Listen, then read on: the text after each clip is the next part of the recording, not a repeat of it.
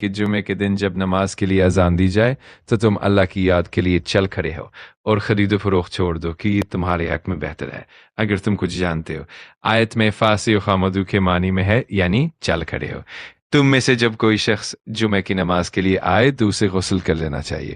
عمر بن خطاب رضی اللہ عنہ جمعے کے دن خطبہ دے رہے تھے کہ اتنے میں نبی اکرم صلی اللہ علیہ وسلم کے اگلے صحابہ مہاجرین میں سے ایک بزرگ تشریف لائے، یعنی حضرت عثمان رضی اللہ عنہ۔ عمر رضی اللہ عنہ نے ان سے کہا، بھلا یہ کون سا وقت ہے؟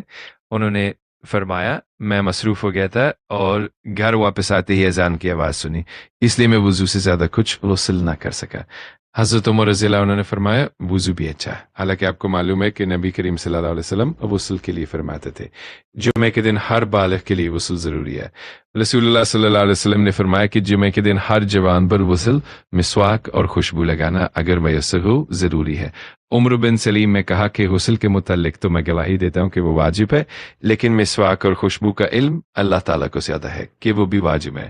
یا نہیں، لیکن حدیث میں یہی آیا ہے۔ ابو عبداللہ امام بخاری رحمۃ اللہ علیہ نے فرمایا کہ ابو بکر بن منکدر محمد بن منکدر کے بھائی تھے اور ان کا نام معلوم نہیں، ابو بکر ان کی کلیت تھی۔ بکیر بن اشج، سعید بن ابی حلال اور بہت سے لوگ ان سے روایت کرتے ہیں، اور محمد بن منکدر ان کے بھائی کی کنیت ابو بکر اور ابو عبداللہ بھی تھی۔ رسول اللہ صلی اللہ علیہ وسلم نے فرمایا کہ جو شخص جمعے کے دن غسل جنابت کر کے نماز پڑھنے جائے تو گویا اس نے ایک اونٹ کی قربانی دی اگر اول وقت مسجد میں پہنچا، اور اگر بعد میں گیا تو گویا ایک گائے کی قربانی دی، اور جو تیسرے نمبر پر گیا تو گویا اس نے ایک سینگ والے مینڈے کی قربانی دی، اور جو کوئی چوتھے نمبر پر گیا تو اس نے گویا ایک مرغی کی قربانی دی، اور جو کوئی پانچویں نمبر پر گیا اس نے گویا انڈا اللہ کی راہ میں دیا۔ لیکن جب امام خطبہ کے لیے باہر آ جاتا ہے تو ملائکہ خطبہ سننے میں مشغول ہو جاتے ہیں۔ نبی کریم صلی اللہ علیہ وسلم نے فرمایا، جو شخص جمعے کے دن غسل کرے اور خوب اچھی طرح سے پاکی حاصل کرے اور تیل استعمال کرے یا گھر میں جو خوشبو میسر ہو استعمال کرے،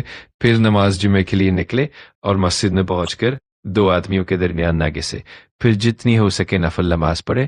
اور جب امام خطبہ شروع کرے تو خاموش سنتا رہے، تو اس جمعے سے لے کر دوسرے جمعے تک سارے گناہ معاف کر دیے جاتے ہیں۔ رسول اللہ صلی اللہ علیہ وسلم نے فرمایا کہ جمعے کے دن اگرچہ جنابت نہ ہو لیکن غسل کرو اور اپنے سر دھویا کرو اور خوشبو لگایا کرو۔